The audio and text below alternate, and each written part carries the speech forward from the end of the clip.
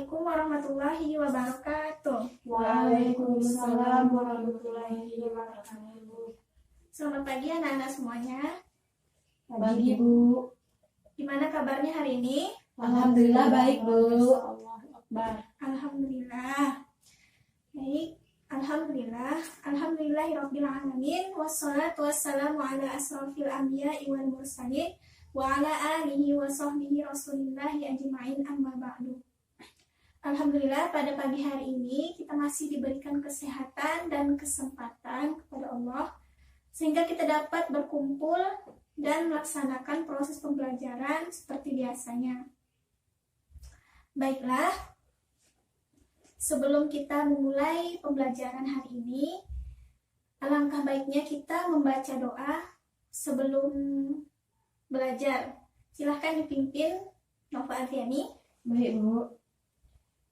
Bismillahirrahmanirrahim. Rabbi tubillahi rabbah wa bil islami dina wa bil muhammadi nabiyya wa rasulah. Rabbi zidni ilma warzuqni fahma. Amin. Baik. Selanjutnya Ibu akan mengabsen dulu ya. Riyad Febrianti Hadir, Bu. hadir ya. Nova Adriani, Hadir, Bu. Rizky, Enggak tahu, Bu. kemana dia? Ada yang tahu? Enggak tahu, Bu. Absen berarti ya. Ya. Oke. Baiklah, sebelum kita masuk ke materi, Ibu mau periksa dulu ya. Gimana nih? Ada nggak sampah di sekitar kita? Enggak ada, Bu. Nggak ada ya. Enggak. Bersih, Bu. Terus, karena kebersihan itu adalah sebagian dari iman. An-nazafatu minal iman. Jadi kita sebagai orang muslim hendaknya kita tuh menjaga kebersihan baik di lingkungan sekolah maupun di lingkungan rumah dan sekitar kita ya. Ya, Bu. Baik, minggu kemarin kita telah membahas bab 2 ya, ukur hadis. Sekarang kita masuk bab 3 yaitu menjaga kelestarian lingkungan. Nah, pada bab kali ini Ibu akan membahas 3 pokok bahasan. Yang pertama yaitu kerusakan alam merupakan ulah manusia. Yang kedua, dalil tentang kelestarian alam, dan yang ketiga yaitu usaha melestarikan alam. Nah, yang pertama kita akan membahas tentang kerusakan alam merupakan ulah manusia. Tidak bisa dipungkiri lagi bahwasannya kerusakan yang terjadi di bumi ini adalah ulah manusia itu sendiri. Mengapa? Karena contohnya saja mengeksploitasi alam berlebihan. Misalnya menggunakan air secara berlebihan, minyak bumi, dan lain sebagainya. Contoh yang kedua yaitu menebang hutan tanpa tebang pilih ataupun tanpa reboisasi, menanam hutan kembali. Dan yang ketiga yaitu membuang sampah sembarangan. Nah, contoh-contoh kecil seperti ini, contoh yang sepele tetapi dampaknya besar bagi kita ya. Oke, kita sebagai umat manusia itu adalah khalifah di muka bumi. Allah menjadikan kita khalifah di muka bumi itu untuk selalu menjaga dan melestarikan alam serta memanfaatkan bumi dengan sebaik-baiknya. Nah, pokok bahasan yang kedua yaitu tentang dalil tentang melestarikan alam yang telah Ibu sediakan di depan. Itu Quran Surah Ar-Rum ayat 41. Ada yang bisa membacanya? Coba, siapa? Ya, Bu. Oke, silakan baca. Bismillahirrahmanirrahim. Zohara fasadu fil barri wal bahri bima kasabat aydin nasi liyuziqahum ba'dalladzi amilu la'allahum yarji'un. yang artinya telah tampak kerusakan di darat dan laut disebabkan karena perbuatan tangan manusia. Allah menunjukkan sebagian akibat perbuatan mereka agar mereka kembali ke jalan yang benar. Baik, terima kasih. Nanti bisa diperbaiki lagi di rumah bacaannya ya. Ya, Bu. Nah, Ibu ulang lagi ya. Quran Surah Ar-Rum ayat 41. A'udzu billahi minasyaitonir rajim. Bismillahirrahmanirrahim. Zaharal fasadu fil barri wal bahri bima kasabat aydin nasi liyudhiqahum ba'dalladzi amilu la'allahum yarji'un. Nah, ayat tersebut menjelaskan bahwa terjadinya kerusakan di muka bumi ini adalah ulah manusia. Kenapa begitu ya? Karena manusia itu kebanyakan tanpa disadari telah merusak bumi kita. Contohnya membuang sampah sembarangan. Nah, banyak sekali sebagian dari kita itu membuang sampah sembarangan. Nah, menyinggung tentang sampah, ternyata Indonesia adalah penghasil sampah plastik terbesar kedua di dunia. Mengapa begitu? Karena bisa kita bayangkan ya, sampah plastik yang kita gunakan sehari-hari itu menumpuk, tetapi sulit untuk diuraikan. Kenapa sulit? Karena di dalam sampah plastik itu banyak mengandung bahan kimiawi yang sangat berbahaya dan sulit terurai. Bahayanya apa? Coba ada yang tahu bahaya dari sampah plastik? Tidak ada ya? Nah, bahaya dari sampah plastik itu, jika kita buang ke sungai, ke laut, atau perairan, bisa terjadi banjir dan kepunahan hewan-hewan yang ada di dalam air. Dan apabila kita buang ke tanah, itu juga mencegah dari kesuburan tanah itu sendiri. Karena mikroba yang ada di dalam tanah seperti cacing, penggembur tanah itu akan mati. Karena bahan kimia dari sampah plastik yang dibuang sembarangan tadi. Nah, di sini Ibu sudah menyediakan video atau film pendek ya tentang sampah plastik. Silahkan dilihat. Plastik. Plastik saat ini digunakan di seluruh dunia. Sifatnya yang ringan, kuat, dan murah menjadikan plastik dapat diolah menjadi berbagai macam hal. Per tahun 2015, penggunaan plastik di seluruh dunia mencapai 322 juta ton.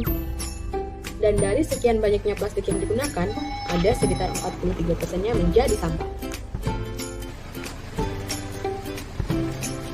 Perlu kita ketahui, sampah plastik membutuhkan waktu puluhan hingga ratusan tahun untuk dapat hancur dan terurai secara alami. Karena sifatnya yang sulit terurai, plastik yang terbuang ke tanah dapat mengganggu rusaknya ekosistem. Akibatnya, membuat tanah menjadi kurang subur dan menyebabkan kematian bagi hewan peliharaan seperti cacing, yang bermanfaat membantu menyuburkan tanah. Sampah plastik yang terbuang sembarangan dapat menghambat saluran pembuangan air. Ketika terjadi hujan, sampah plastik yang terbawa arus air masuk dan menyumbat saluran pembuangan, sehingga mengakibatkan banjir. Begitu pula dengan sampah plastik yang terbuang dan berakhir di lautan. Sampah plastik tersebut telah membunuh binatang laut seperti paus, lumba-lumba, kura-kura, dan bermacam jenis binatang laut yang lain. Hingga pada akhirnya lebih dari 1 juta binatang laut mati tiap tahunnya akibat makan sampah plastik. Dari bermacam permasalahan yang timbul akibat dari sampah plastik, kita harus bertanggung jawab dan lebih bijak dalam menggunakan plastik dengan cara pola hidup ramah lingkungan, batasi penggunaan produk yang berhubungan dengan plastik,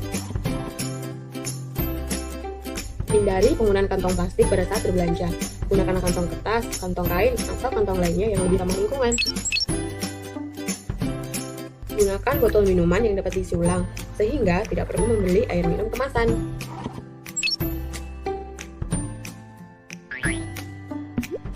Sediakan tempat sampah organik dan anorganik di rumah dan lingkungan sekitar kalian. Biasakan membuang sampah pada tempatnya sesuai dengan jenis sampah yang dibuang. Sehingga sampah plastik yang dibuang dapat dengan mudah dipilah sesuai dengan jenisnya dan kemudian didaur ulang untuk diolah menjadi produk yang bermanfaat. Nah, dari video tadi jelas bahwasannya kerusakan itu bisa kita atasi atau antisipasi dari diri kita sendiri. Contoh, tidak membuang sampah sembarangan. Nah, poin yang ketiga ini pokok pembahasan yang terakhir, yaitu usaha untuk melestarikan lingkungan. Nah, salah satunya yaitu reboisasi. Ada anak ibu yang tahu tentang apa itu reboisasi? Itu menanam kembali tangsa yang gundul. Ya, benar sekali. Reboisasi adalah menanam kembali hutan-hutan yang gundul. Nah, reboisasi ini sangat penting ya, karena sangatlah penting karena hutan-hutan yang telah digunduli dan ditebang bisa ditanami kembali. Sangat bagus sekali ya, karena hutan itu sendiri adalah ekosistem terbesar penyedia udara. Nah, usaha selanjutnya yang bisa kita lakukan yaitu terasering. Nah, usaha kita yang kedua untuk melestarikan alam yaitu melakukan terasering. Nah, di daerah perbukitan atau pergunungan seperti tempat tinggal kita sekarang ya, kita bisa melakukan terasering.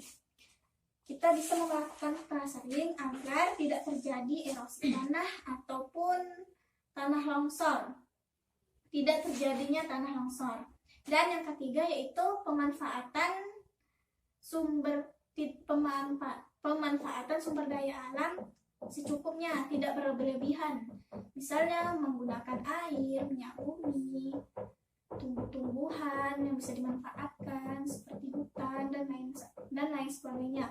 Kita harus pandai memanfaatkannya dengan sebaik-baiknya. Nah, maksud dari eksploitasi berlebih. Nah, maksud dari pemanfaatan sumber daya alam secukupnya yaitu kita tidak boleh eksploitasi berlebihan. Di samping itu, sesuatu yang berlebih-lebih itu kan juga tidak baik ya.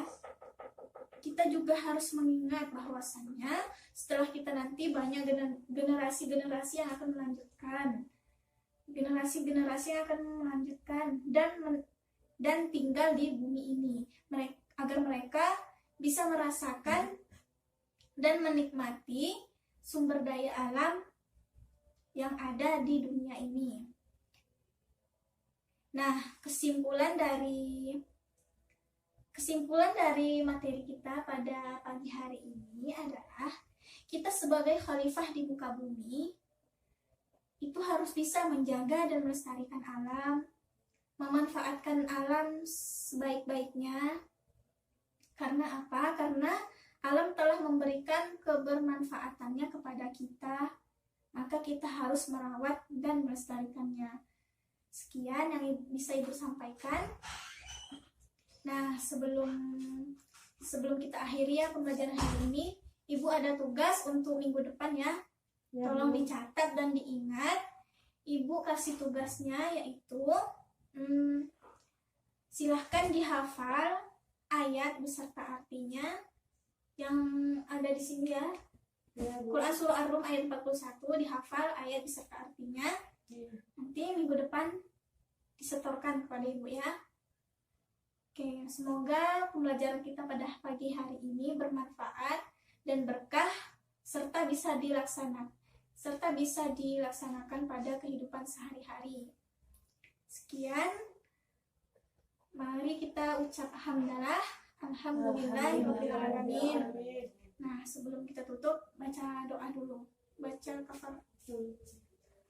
Subhanakallahumma Wa bihamdika asyhadu an la ilaha illa anta astaghfiruka.